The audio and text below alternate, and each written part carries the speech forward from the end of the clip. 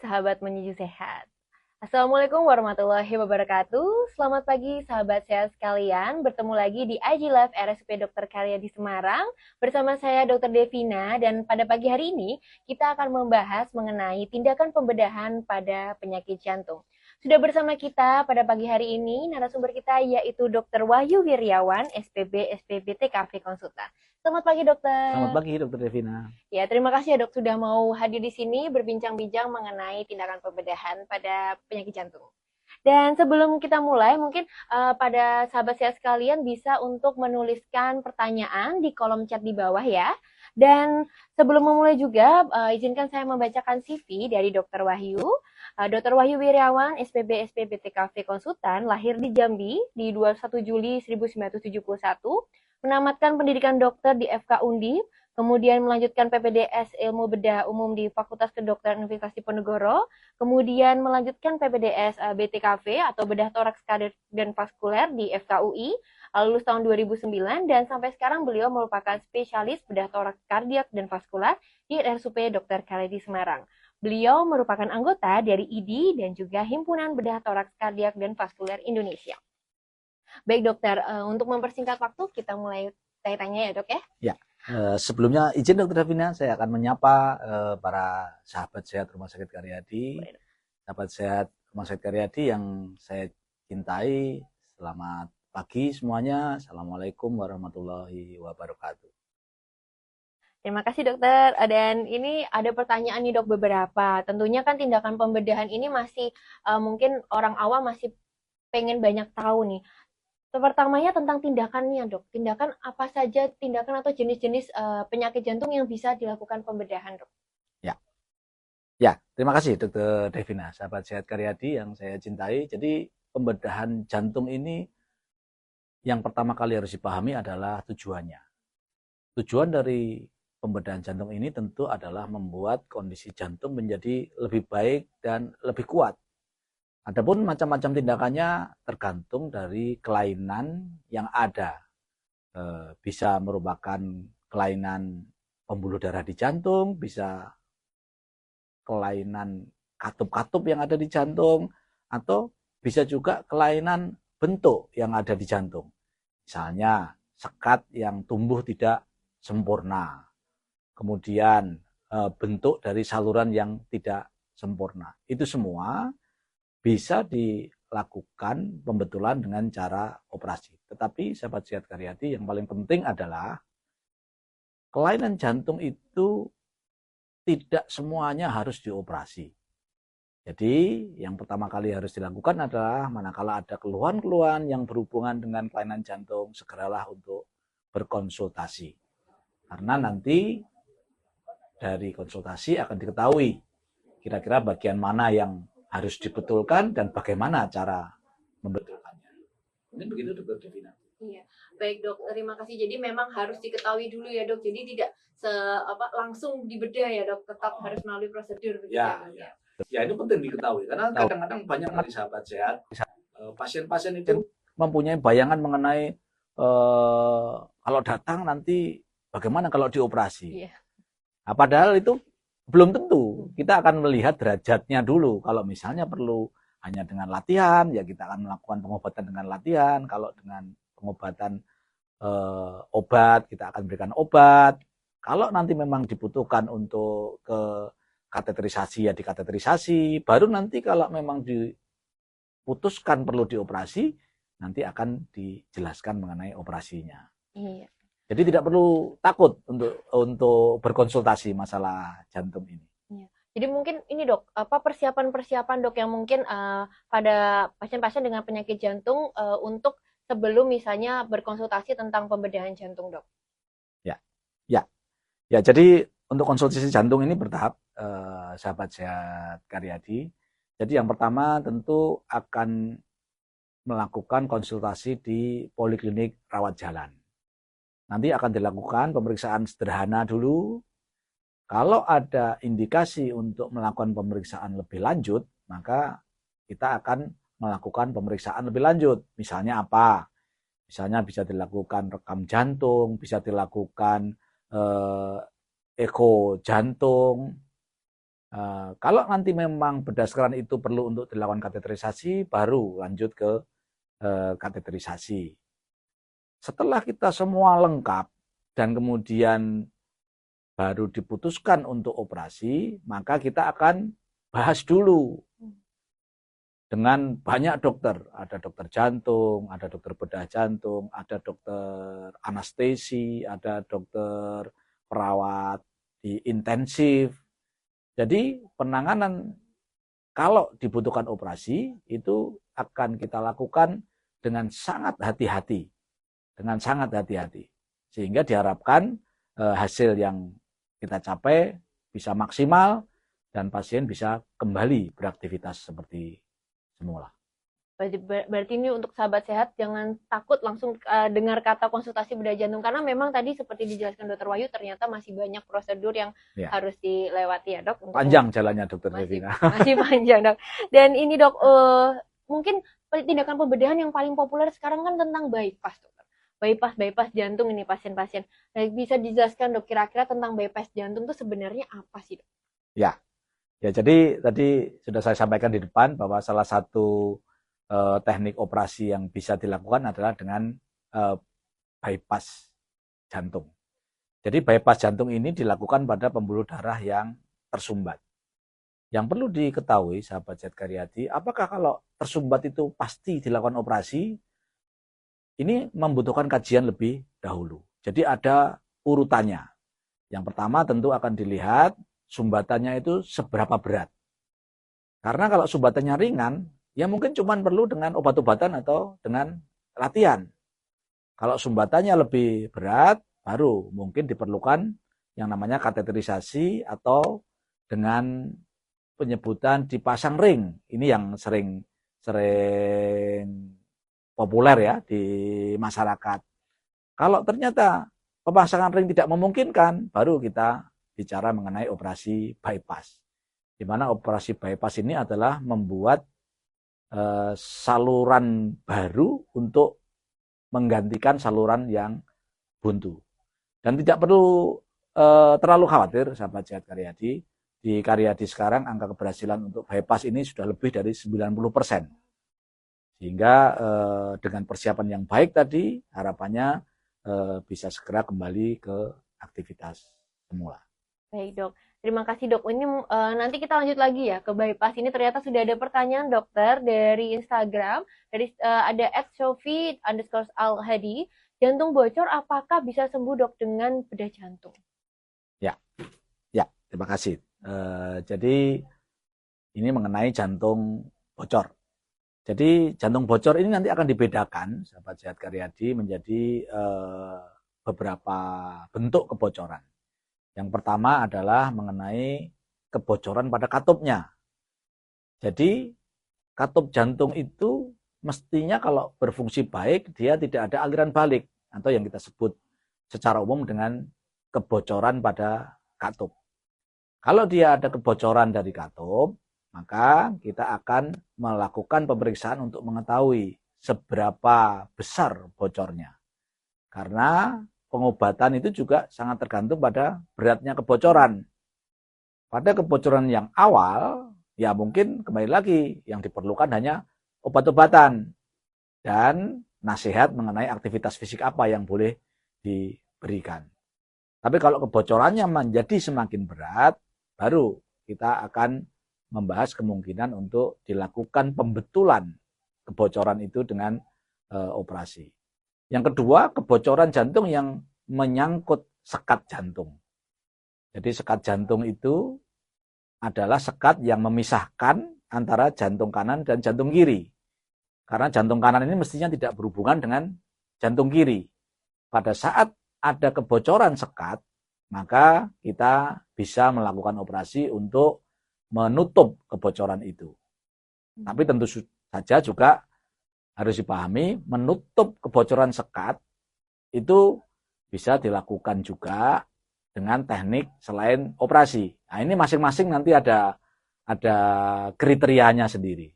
Jadi kembali lagi, kalau ada keluhan segera kontrol. Karena dengan mengetahui penyakit lebih dini, kita bisa melakukan pencegahan untuk menjadi lebih berat. Baik, terima kasih dokter. Cukup jelas ya penjelasannya tentang jantung bocor ini. Dan ini ada pertanyaan lagi dokter dari Etna Tifa. Ini kembali lagi nih ke bypass. Pasca bypass, apakah bisa aktivitas normal nih dok? Atau ada hal-hal yang perlu dihindari?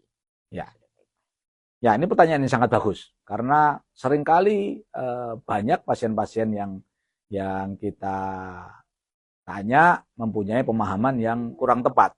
Satu, misalnya, salah satu ketakutan untuk operasi jantung itu adalah anggapan bahwa nanti kalau sudah selesai dioperasi tidak boleh ini, tidak boleh itu, begitu Dokter Devina. Jadi ini adalah suatu anggapan yang salah. Justru kita melakukan operasi itu agar bisa beraktivitas jauh lebih baik. Jadi setelah bypass itu nanti tentu ada serangkaian proses yang diharapkan nanti dalam 3 bulan itu targetnya sudah bisa kembali ke aktivitas sebelum operasi. Nah, setelah 3 bulan nanti ada serangkaian latihan fisik sehingga harapannya nanti dalam 6-9 bulan aktivitas fisiknya sudah melebihi sebelum sakit. Jadi harapannya itu nanti justru dengan operasi itu bisa beraktivitas lebih baik dan lebih banyak dengan aman. Karena kalau tidak dilakukan istilahnya pembetulan pada pembuluh darah jantung ini kan berisiko sewaktu-waktu mengalami serangan jantung. Nah, kalau sudah dilakukan pembetulan, harapannya dengan aktivitas yang semakin meningkat itu tidak ada ancaman untuk ini. Tapi tentu ada obat-obat yang tetap harus diminum. Jadi memang nanti kolaborasi mungkin dengan rehab medik, begitu ya dok, fisioterapi, sehingga nanti juga bisa kembali normal ya dok ya setelah operasi. Dan ini ada juga pertanyaan, ternyata banyak ya, ini pertanyaan sangat ini ya interesting sekali pada pagi hari ini. Guna Paturega, ayah saya usia 80 tahun, jantung koroner, sekarang gagal jantung nih dok, ada hipertensi, apakah bisa operasi dokter? Ya, terima kasih sahabat Sehat Karyadi.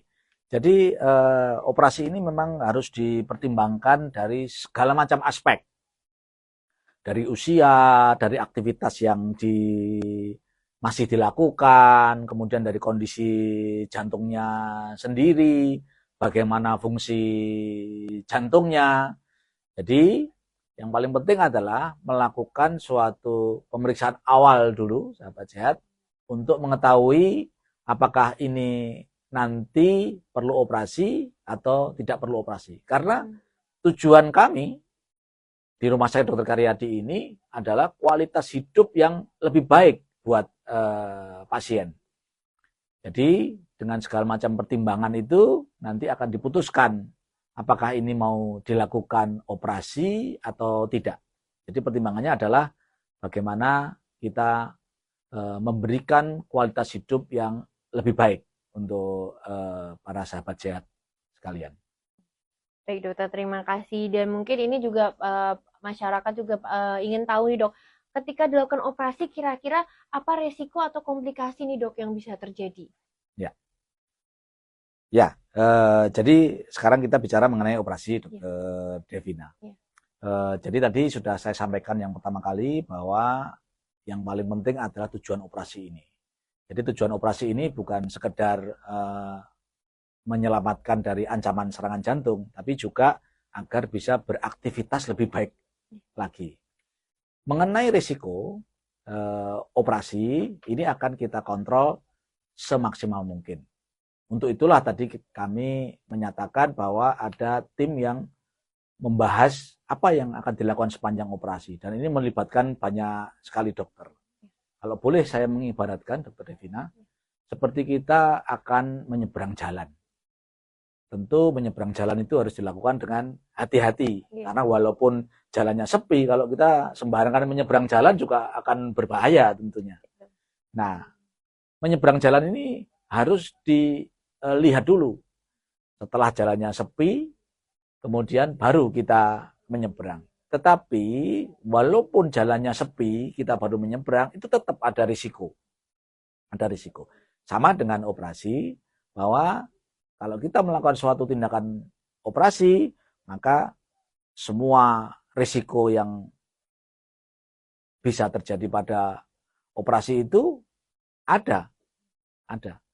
Tetapi yang namanya risiko tentu kita berharap jangan sampai terjadi. Nah, itulah pentingnya penanganan secara tim tadi.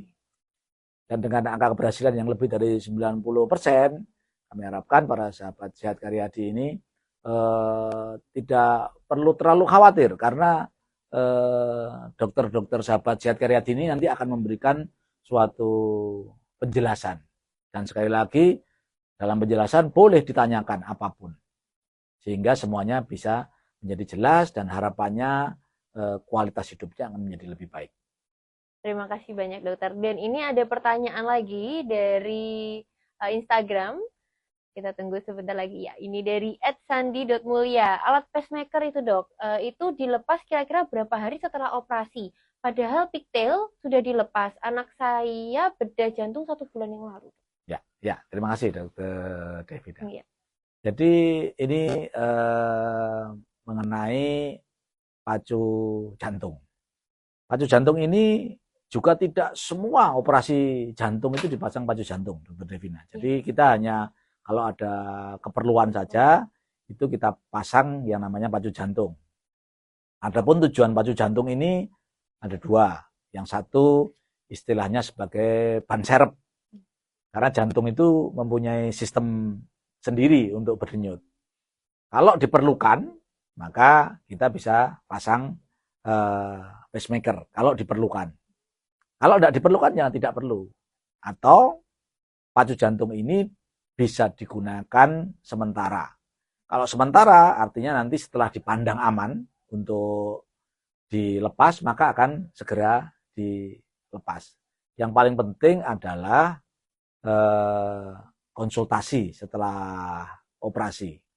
Jadi nanti kalau setelah operasi dan putranya sudah pulang, jangan lupa untuk kontrol. Karena nanti kalau misalnya memang alat pacu jantung itu sudah tidak diperlukan, tentu bisa dilepas, dokter Devina.